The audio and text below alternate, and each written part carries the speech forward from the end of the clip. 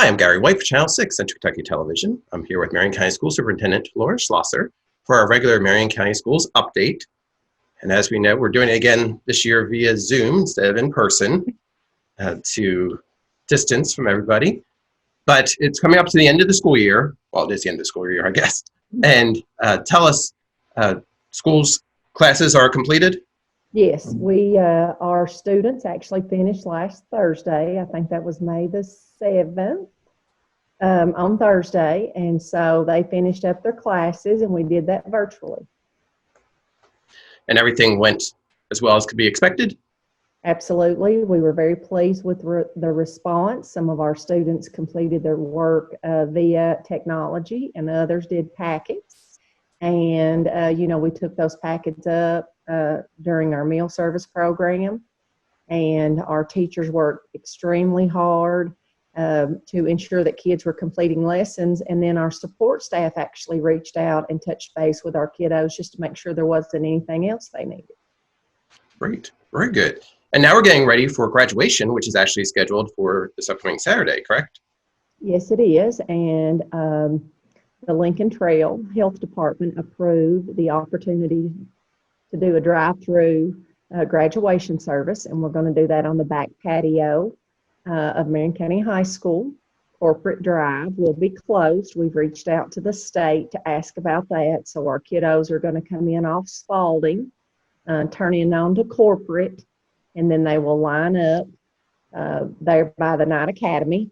We've got kids in groups, and so they're assigned a number and a time. We do think it's going to take us about 4 or 5 hours, but what we want folks to know is we are going to ensure that folks can watch that. It's going to be via Facebook Live. And that's for the seniors. They get to actually walk across the stage as well, right? Individually. Yes, they do. And that was one of the things that parents reached out to me. They said, we just really we think our child and our kids have gone to school a long time. They really wanted them to walk across the stage.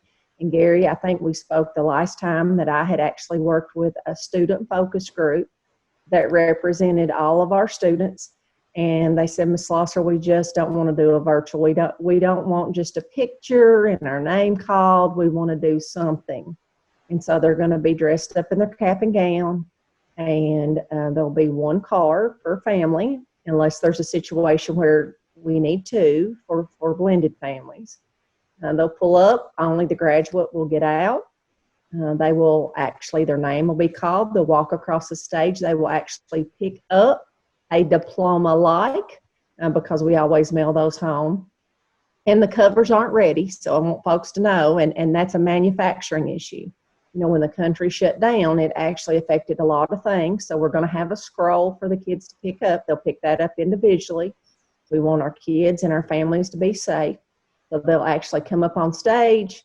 They'll pick up the scroll. We've hired a professional photographer, and they'll take the graduate's picture. Each family will receive 2 5x7s. And, they'll walk down the other side of the stage. They'll get back in the car with their family. They'll turn right by the Roby Dome, and they will head out Knight's Way and go by our beautiful new marquee that will be wishing them congratulations. Great. And that will be on Saturday, so they still have the opportunity to graduate. Yes. And so that means we're entering into summer. Mm-hmm. So we want to talk about, there's been a feeding program that's been going on all this time that you often do. But you are taking a little hiatus for next week, so you're going to be making up for that this week. Can you tell us a little about how that's going to work? Absolutely. Each week on Wednesday, we've been providing 7 breakfasts, 7 lunches. And, I would say this past week wasn't as big, but I know that some folks have gone back to work. So, we've had as many as almost 44,000 meals delivered in a week. And I have to give a big shout out to our food service staff, transportation, and also a lot of volunteers that have made this happen. And with that, we worked all the way through a little bit different than what we would normally do. And I would just like to say that I think our meals that we're sending home to our children is fantastic. I mean, we're sending home items that they enjoy, like a chicken patty and some Pop-Tarts, but we're also sending home some very nutritional substance, which is, potatoes that can be baked, carrots, fruits, vegetables. So it's a blend, and I would put it up against anyone's. They've done a fantastic job, Miss Wheeler and her staff, and Mr. Spalding and transportation staff. And I know Mr. Benningfield's done a great job with volunteers. The gallons of milk, each child's been getting a gallon of milk. And when we didn't have chocolate milk, we were giving out chocolate syrup, Gary. We wanted to make sure kids had an opportunity to have chocolate milk. That's something they enjoy. So what we want to do. I enjoy it too. You can't have a love chocolate milk, right? And, it was so cool. The kids would pull up and they'd see these big, giant boxes of Hershey syrup. And they're like, Mom, I get chocolate syrup. So it was great. So what we're going to do, instead of doing 7 breakfasts and 7 lunches, we're going to do 12 breakfasts and 12 lunches. So that's going to give our staff an opportunity, since it is Memorial Day week and Monday is a holiday. It's going to give everybody an opportunity to take a breath, take a pause, and we're going to make sure that our families have food. So we're going to send that home this Wednesday like normal. Take a pause, and then we're working on what June looks like based on some guidance that we've received and some opportunities that we have. And, as things open up, what that needs to look like. A lot different than what we have done in the past. The Dream Bus and some other mobile feeding units delivered some things, but we're in a little bit different a state of mind right now. Absolutely. So that's all being configured. Still worked out, the whole Yes. summer situation. How about summer school? Is that taking place at all or not? Well, right now we actually had that conversation this morning. Mr. Benningfield and I, who serves as our assistant superintendent, and our media director, Jason Simpson, we had that conversation, and there's a lot of guidelines that you have to put in place to bring kids in. So we're not sure that we're ready to do that just yet. Obviously, virtual is something that we could have a conversation about, but we do not have any specific plans at this time about what that would look like. Obviously, if we move from phase 1 to phase 2, where more folks can be together in person, we would love to have the opportunity to bring our kids in person and help them, just enjoy that social interaction and or just that acceleration that would take place. For our secondary kiddos who are getting credits, it could be possible that they would actually have some summer school. That's a lot different from a child that's in primary, and when I say primary, we're talking about preschool, kindergarten, first, second grade. So, older kids maybe can do some of those kinds of things. But, Gary, what we want to do is we want to make sure that every child has that opportunity. And obviously communicating that is going to be the most important thing. So if there is a summer school or a summer Dream Academy, the most important thing we can do as a district is actually communicate that out to families and children about what that's going to look like, because what we don't want is only a certain group of children to have an opportunity to participate in that. So as with everything, it's just, constantly getting information, constantly deciding what's feasible, what's realistic. And so it just changes often. Absolutely. It's all a state of flux right now. Yes. Yes. So also with next year, what's the game? What's it looking like now? Is there any idea on when schools will get to start? If they'll be starting in person, virtually? Where's that? What's the status on that right now? Well, the first thing I would want to encourage families to do is to register. Please register your students. That's the very first thing. And if you're already a Marion County Public Schools student and you already have a registration in place from last year, it's not going to be very complicated at all. And if you need help, call the school, call the principal, call our central office. There'll be somebody that would help you through that. The most that you can do for us is to get that registration in. So I'm going to say that that's first. Right now, our calendar committee has recommended and our board has approved a calendar that would begin August the 5th. I think you and I probably already talked about that a couple times. There's a lot of information going around about multiple calendars to be approved in June. If that's still a conversation that the Department of Education is having with us, I would go to the board and I would say, you know, these are some options in the event August 5th doesn't work out. So, you know, what I would tell parents is right now nothing has been decided other than that August 5th in-person school, but knowing that every single day we receive more guidance about what that needs to look like if there's in-person. And, you know, we're going to make sure that we work with our health department, our board attorney, the Department of Education, and obviously our board members are going to make a decision based on what they believe is best for our children and our staff and our community. I continue to say to folks out in the world of education is, you know, as a superintendent and as a board member, we serve our children, we serve our families, and we serve our community. And I believe that given the opportunity to take some specific guidelines and expectations, that we can find a way to open school. And, you know, depending on the state of where we are and what phase, we're going to open that up based on what we can do to ensure our kids, you know, graduate. In the end, you may say, well, my child's in kindergarten, they're not going, you know, we're not talking about graduation. But we say in Marion County Public Schools, graduation doesn't start the day they walk across that back patio when they get off the bus. You know, learning begins at birth. We're also having conversations about preschool. There's probably some families out there thinking about that. We have a fantastic preschool program and an early childhood committee who's been very committed to our students, you know, coming to school and being ready for kindergarten. And we had a conversation last week with the Department of Education and we told them, we don't want to be reactive. We want to be proactive. We have parents who want to know, are their children going to have the opportunity to go to preschool in whatever state that we're in? And so we are working with them on a plan. And I would encourage parents, if your child is interested in preschool and you think that they would qualify for some extra services, and or if you're thinking about even the tuition route, if we have space available, please go ahead and sign up for that.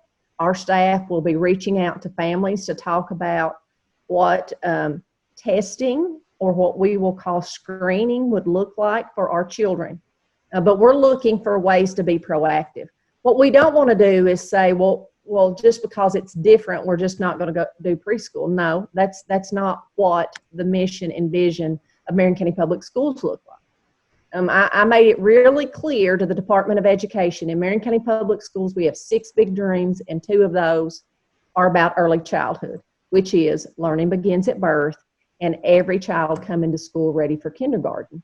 And we're not going to stop this year. And I made that clear. And so as things change, we have to evolve, and we want to be proactive. And I want to say, I don't want folks to say, well, you're just doing it to do it. Now, we have a lead psychologist, and she is very aware of the kinds of screening and testing that need to take place to ensure that our kids receive adequate services. We have a great group of preschool teachers and staff and an early childhood director, and you know, that's the thing that I want the community and the families to know. We are committed to ensuring that our children, whether it is a very young child or that child who really wants to go to our area technology center and learn how to weld, we are committed to finding a way to educate our children during this time. Great. And that's something you were talking about with the area tech center. A lot of the classes, studies there are hand-on or practicums, basically. So that's something that would even take a more unique perspective when it's virtual, I would say. Yes, it is. And, we were fortunate this year. Kids had the opportunity to start those classes and had some of those kinds of things. But, I want to give a shout out to our area technology center teachers. I mean, they took the time, like many of our teachers. I know when you think about teachers, you think about that teacher sitting at a table, helping a kid learn to read, or reading a story, or maybe they're doing a Zoom meeting and they're doing a calculus problem. But, even our career and tech ed teachers, they took the time to video, Gary, and show our kids what that looks like. And, I think it's our responsibility, and we've taken ownership in this, is we want to figure out what are different ways kids can demonstrate those kinds of learning opportunities that maybe, there's a difference between demonstrating in a classroom and demonstrating at home. The resources and the things that we have in a classroom may look different at home, but we can still demonstrate learning. And I want to also give a big shout out to our teachers, our principals, and our instructional coaches. This week and last week, they have spent their time obviously doing grades and getting ready for report cards, which obviously we all want to get our report cards. But they've been spending time, Gary, getting ready for what a blended learning model looks like. Whether we had COVID-19 or not, this generation of children, they learn a little bit different than you and I. I jokingly say it's been a while since I've been in high school or elementary school, and I'm going to say that the kids today learn a little different than I did. Mm-hmm. But our staff is spending time talking about, we've identified what a power standard is. And if you're not in the education world, you're like, what's a power standard? Well, what are those 10 big things? And I'm just using the number 10. But what are those 10 big things that you want a kid to know and be able to do when they leave a class or when they leave a grade? So we've identified those. And then we need to talk about is how can a child demonstrate that learning in class and virtually? And regardless, I'm very optimistic. I really would love to see us go back to school. But there's a lot of things that have to happen. And again, I'm optimistic. I want that to happen. But regardless, we're going to have it. We're an NTI district. We are a non-traditional instructional school day district. So if we were to have snow, if we were to have flooding, if we were to have any kind of emergency, we're going to have those days we can take advantage of. And what does that learning look like? And, I want families in the community to know that we want to make those days meaningful, but understand there's nothing that can replace the power of the teacher and that one-on-one with a child. Absolutely. Again, I'm talking with the Marion County School Superintendent Taylora Schlosser for our Marion County Schools update. And we do have graduation coming up, Memorial Day weekend. Right now, with regards to summer school, it's being discussed if that will exist, and if so, how. And also, right now, it looks like Marion County Schools are going to come back August 5th, but that is also completely up for depending on how situations evolve over the next month or so, too, I assume, right? Yes. So, one thing we always talk about, too, is the building situation in Marion County. What's going on with that? Are they still working on that? Yes, we are actually currently working on the replacement of a community member, and that has actually been advertised in the newspaper. And so if anyone's interested in serving as a community member for the local planning committee, that ad was in the paper last week and this week. Those are due at the beginning of next week, June the 1st, and hopefully we'll have an opportunity to select a new community member. In the event that we are still working under these constraints of 10 or fewer, if the local planning committee were to meet again, it would be via Zoom. The nice part about this is that our Board of Education now has their own YouTube channel, so everyone could tune in. So that would not be a problem in regards to seeing that. So that's where we are right now, Gary. Okay, great. And again, it's been an update on the Marion County Schools District. Thank you very much. And I hope you get to be able to enjoy some of the summer that's coming up. Thank you. Thank you. Thank you. It's been Gary White for Channel 6, Central Kentucky Television.